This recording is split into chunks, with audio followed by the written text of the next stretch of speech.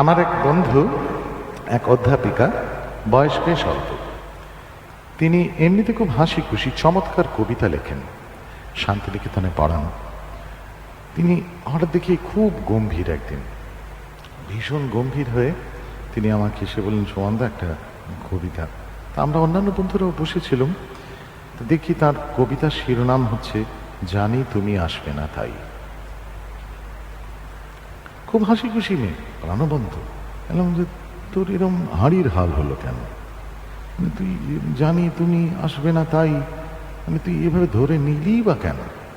যে দরকার কি? সে মানবে না, কিছুতেই মানবে না। কি করা যাবে? ভাগ্যিস তিনি ওই রকম একটি কবিতা লিখেছিলেন।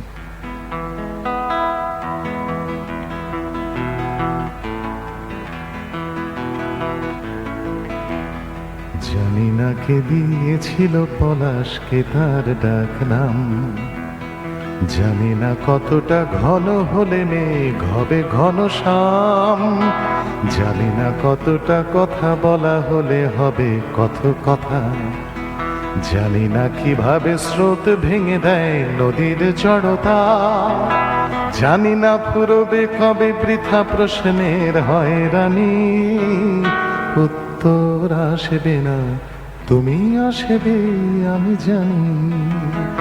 উত্তর আসবে না, তুমি আসবে আমি জানি।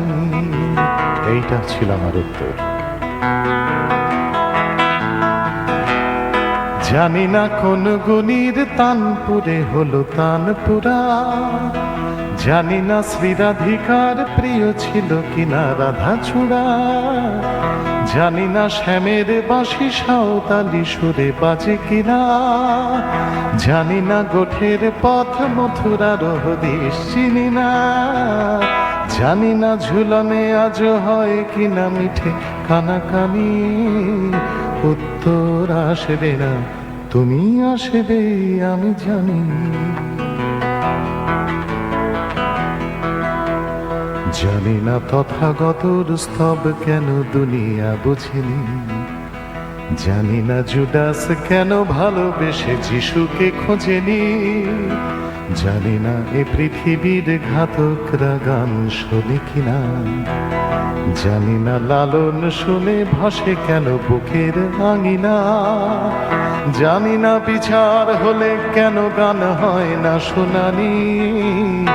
উত্তর আসবে না, তুমি আসবে আমি জানি।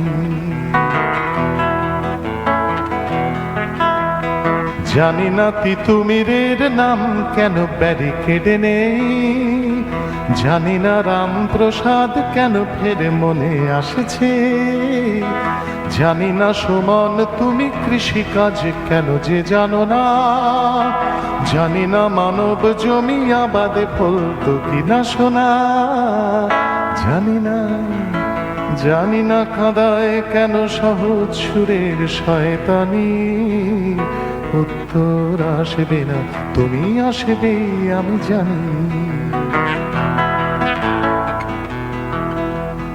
জানি না বয়স হলে কেন প্রেমে এত পাক ধরে, জানি না হৃদয়ে কেন রাত জেগে পায়ে চারি করে, জানি না কোন কথার কোনখানে কোন মানে হয়, জানি না সমানে কেন মনে হয় হয়নি সময়, জানি না গিটার কেন আমার প্রেমের রাজধানী, জানি না গিটার কেন আমার প্রেমের রাজধানী।